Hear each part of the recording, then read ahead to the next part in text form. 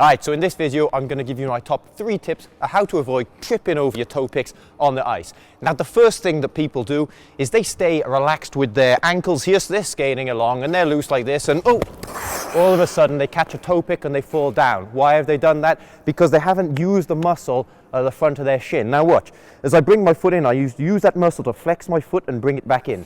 If I'm walking on the ice, I flex the muscle like this as I bring it in. That avoids me hitting the toe pick and falling.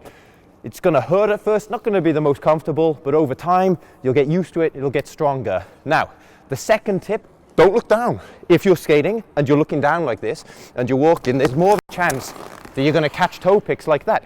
If you have your weight up over your feet like so, you're in a much safer position. You don't have to worry so much. As soon as you look down like that, big chance you're going to catch the toes. So, third tip, this is a tip if you do catch a toe pick, is don't panic and lock your whole body out like this and start falling to the ground like so. You want to try and stay as relaxed as possible. That way you won't hurt yourself as much. And if you can hit this safe position with the hips back, arms out for balance like that, you have more chance of not falling on your face, which at the end of the day, we don't want to do.